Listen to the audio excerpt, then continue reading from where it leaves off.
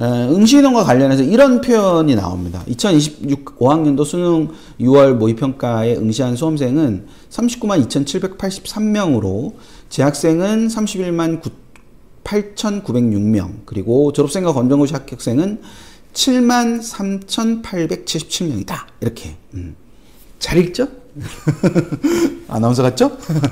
자, 이렇게 돼 있다. 그래서 이게 이제 전체적으로 나와 있는 건데, 여기서 이제 진짜로 뭔가를 좀 알아보고 싶다 이런 생각이 드시면 저는 어떤 걸 권하냐면, 작년에도 이런 게 나왔을 거 아닙니까? 그죠? 작년에도 이런 게 나왔을 거기 때문에 그 작년에 나온 걸 가지고 비교를 해보는 것이 필요하다. 그래서 총 응시인원 가지고 생각을 하면 올해 응시인원은 39만 2,783명이다 라고 나와 있는 거죠. 작년 응시인원을 요런 똑같은 자료에서 찾으면은 작년 응시인원은 이렇게 됩니다. 38만 1,673명이다. 이렇게 돼 있어요. 그러면 작년보다 수험생이 어떻죠? 작년보다 수험생이 더 많이 늘어 있는 거를 알 수 있습니다. 그렇죠? 되시죠? 예, 작년보다 수험생이 더 많이 늘어 있는 거를 지금 보실 수 있습니다. 오늘 PT에는 제가 넣지 않았는데 보통은 이 결시인원이라는 게 존재하거든요. 실제로 결시인원이라는 게 존재하고, 그 결시인원이라는 거 자체는 아이고, 여기서 열면 또 여기서 열리겠구나. 아이고, 참네. 자, 여기 보시면 이제 결시인원은 17% 정도, 17.2% 정도 됩니다. 그러니까 실제로 접수한 인원이 47만 명이거든요. 47만 4천 명이 접수를 했는데, 47만 4,133명이 접수를 했는데, 시험을 39만 2천 명이 봤으니까, 결과적으로는, 이게 17.2% 정도가 결시를 한 거다. 17%가 결시를 한다는 건 굉장히 큰 숫자죠. 그쵸? 17%라는 것 자체는. 거의 뭐, 1, 2등급을 합치면 11%니까 그거보다도 더 많은 거지 않습니까? 8, 9등급이 통째로 다 없어지고도 한 7등급의 일부 정도가 사라지는 게 결시이기 때문에 실제로 접수하는 인원이 다 볼 때의 등급 컷하고 그다음 접수하는 인원이 줄었을 때의 등급 컷이 좀 많이 다른 구조를 갖게 되는 거니까 그 부분을 생각을 하시면 되는데, 이 또 하나 관심은 이거잖아요. 재학생과 졸업생, 졸업생과 재학생의 차이. 그래서 이거를 다시 표로 만들어 보면 이렇게 되거든요. 그래서 재학생은 81.2%가 되고요. 졸업생은 18.8%가 됩니다. 그러면 우리 이제 올해 여러 뉴스에서 졸업생들이 증가할 것이다. 뭐 이런 얘기 많이 들으셨죠? 예. 그러면 이걸 전년도와 비교했을 때 졸업생의 숫자가 전년도보다 더 뭐 해야겠습니까? 졸업생의 숫자가. 어떻게 한번 대답해 보시죠. 이 졸업생의 숫자가 어때야 될 것 같으세요? 졸업생의 숫자가.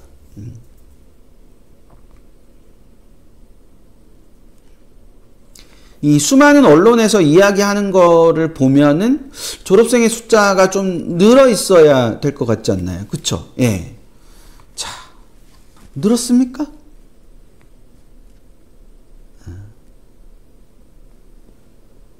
그러니까 이게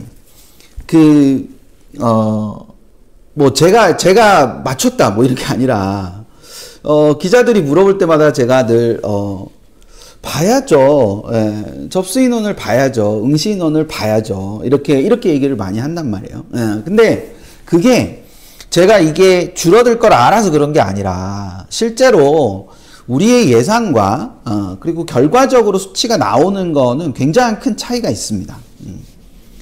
그러니까 이런 결과를 딱 놓고 보면은 그러면 졸업생이 들어온다고 어떡하지 걱정했던 게 굉장히 어때요? 좀 무색해지잖아요.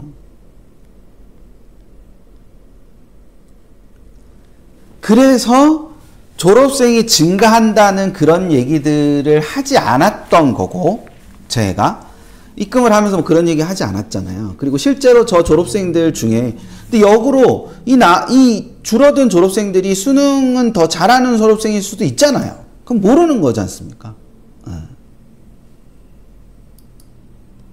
뭐 여러 가지 이유가 있을 수 있죠. 뭐 꽃님이님 말씀하신 것처럼 증원 발표가 늦어서 그럴 수도 있다. 근데 증원은 2월 달에 발표가 됐기 때문에 2월 달부터 계속 그 얘기가 있었던 거잖아요. 그러니까 이거를 단정할 수, 그러니까 제가 말씀드리는 건 졸업생이 늘었다 줄었다를 강조해서 말씀드리는 거를 말씀드리려고 하는 게 아니라 어떤 현상이 벌어지기 전에 전망이라는 걸 통해서 과도한 불안과 과도한 어떤 초조와 이런 것들을 만드는 것이 굉장히 무의미한 일이고 그러니까 무익한 일입니다.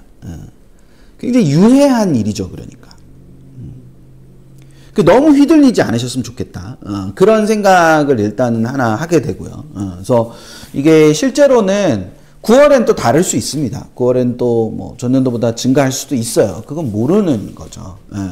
근데 그게 결과로 나왔을 때 생각해도 늦지 않단 말이에요. 왜냐하면 결과로 나오지 않았을 때는 우리가 할 수 있는 게 많지 않거든요. 근데 결과로 나왔을 때 할 수 있는 것들은 많이 있지만 그 부분을 조금 생각을 하시면서 보시는 게 필요하지 않을까라는 생각이 들고요.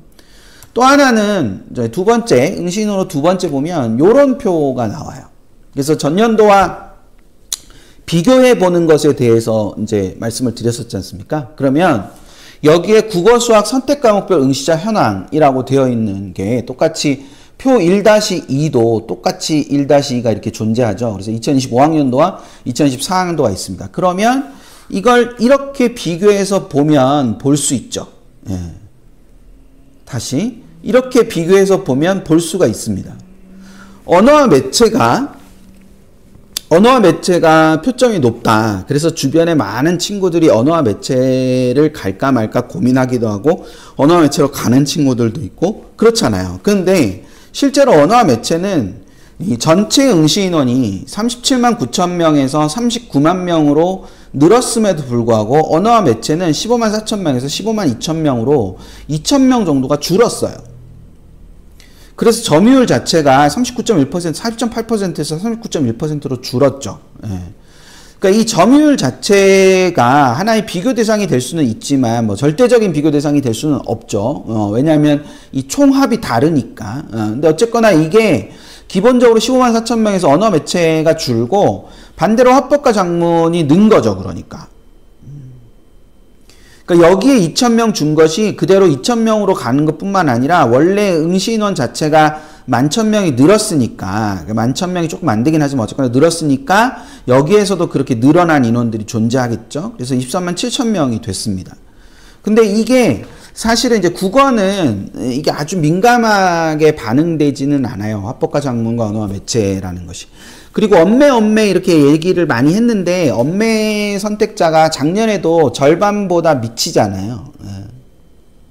그렇죠. 예. 합법과 작문을 선택하는 친구들이 더 많아요. 예. 그런 상황입니다. 예. 수학은 미적분이 6,000명 정도가 늘었는데 확률과 통계가 7,000명 정도가 늘었어요. 7,400명 정도가 늘었죠. 기하는 2,000명 정도가 줄었습니다. 2,400명 정도가 줄었습니다. 그러니까 기하가 2,400명 정도 줄면서 그 줄어든 인원이 미적과 미적과 학통으로 넘어가는데 실제로 응시 인원 전체가 역시 11,000명 정도가 늘었기 때문에 11,200명 정도 늘었기 때문에 확률과 통계나 미적으로 더 많이 옮겨가는 것이 생겼다. 그래서 그 부분으로 봤을 때 확률과 통계 선택자들이 좀 많이 늘었다라는 걸 생각할 수 있을 겁니다.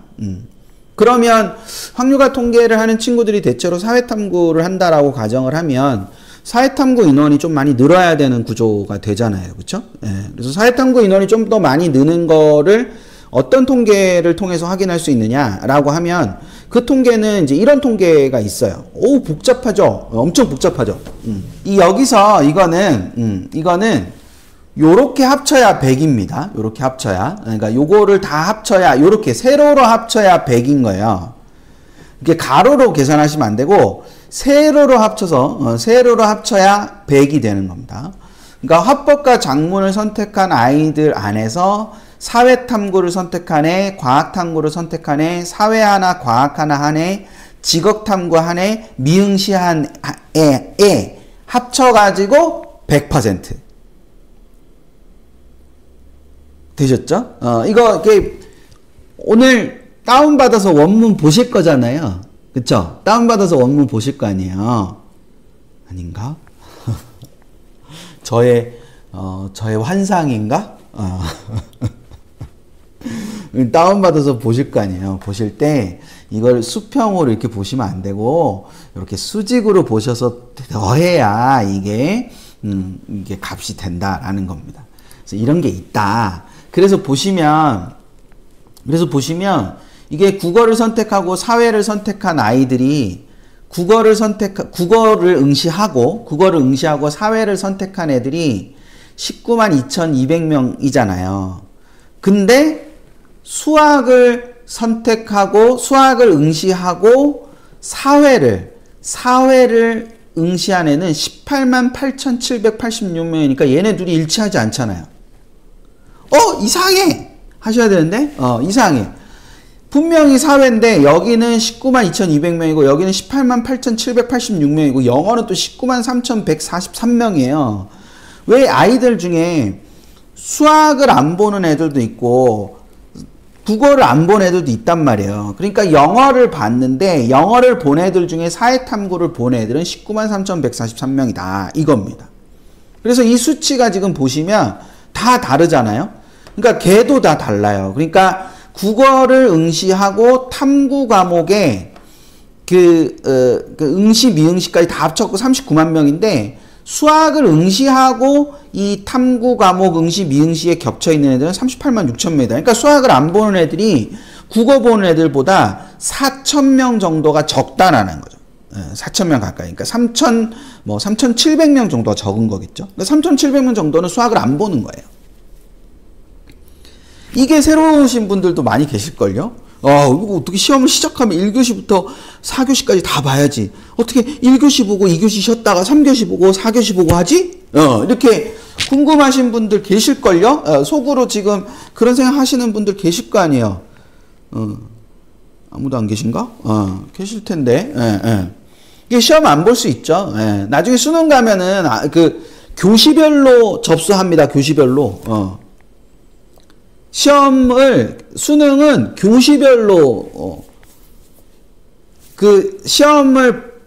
수능 원서 접수할 때 마킹을 해요. 1교시 볼 거고, 3교시 볼 거고, 4교시 볼 거예요. 이렇게. 그러면 그 친구들만 같이, 고사장을 같이 쓰는 겁니다. 같이. 그래서 그 OMR 마킹을 해서 내는 거거든요. 그래서 교시별로 접수를 하기 때문에 그게 있어요. 그리고 또 내가 본다고 했는데 그거를 이렇게 안 보겠다. 그럼 포기각서도 쓰고. 뭐 그렇게 하는 겁니다.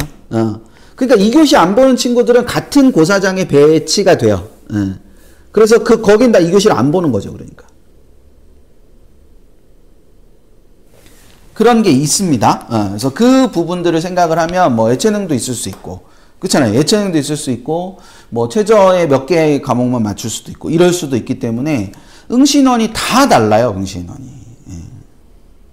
이런 표를 안 보셨으면 그걸 모르셨을 거 아니에요. 왜? 우리 집 애들만 보니까 우리 집 애는 그냥 다 보잖아. 심지어 막 5교시까지 보는 친구들도 있고 이럴 수 있잖아요. 그쵸? 그러니까 그런 부분들이 있기 때문에 그거를 가지고 이제 생각을 해 두시면 될 거예요. 그래서 그걸 염두에도 생각을 해 두시고. 자, 또 하나. 그래서 이걸 가지고 표를 하나 만들어 봤어요. 제가. 사과탐 응시자 중에 수학 선택 과목을 했습니다. 그러니까 여기에 지금 요 아이들 있죠. 요 아이들. 여기. 사회 플러스 과학. 그쵸? 사회 플러스 과학에 여기에 보면 확률과 통계, 미적분과 기하 이렇게 되어 있잖아요. 요걸 인원을 제가 재편성을 해 봤어요. 재편성을 하면 이렇게 되는 겁니다. 확통, 미적, 기하가 전년도와 올해. 그래서 2, 4, 6평. 자, 집중.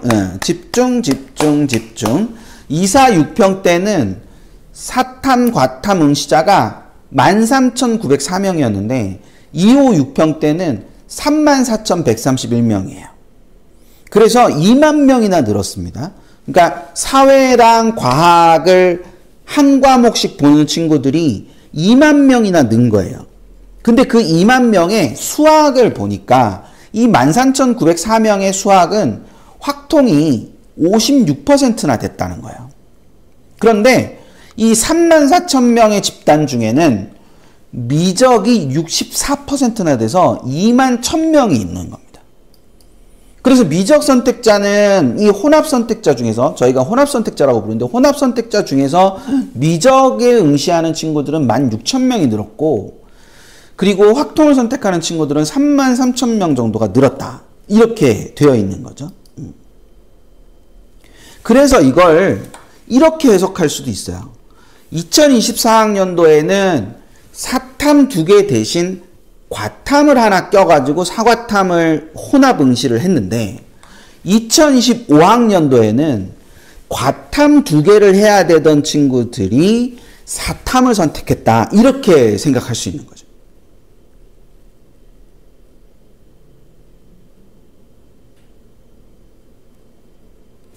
저 요구절 써놓고 오늘 뿌듯했는데 요구절 써놓고 뿌듯했는데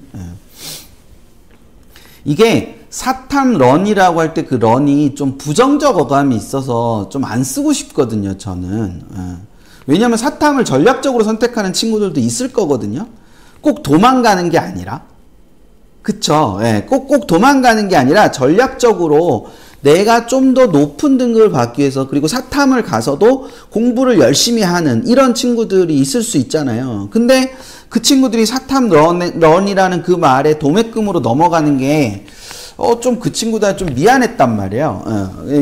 그런 마음이 좀 있었는데 여기 그래서 이 단어를 그러니까 사탐 대신 과탐 그리고 과탐 대신 사탐 이렇게 표현을 하고는 저기 조금 괜찮구나 이렇게 생각을 했는데 그러니까 그 원래는 과탐 2를 했어야 되는데 그 과탐 2의 숫자 이 둘이 이게 과탐 하나를 빼고 사탐으로 간다는 거죠. 그럼 만약에 이 부분에서 언젠가 한번 말씀드렸죠.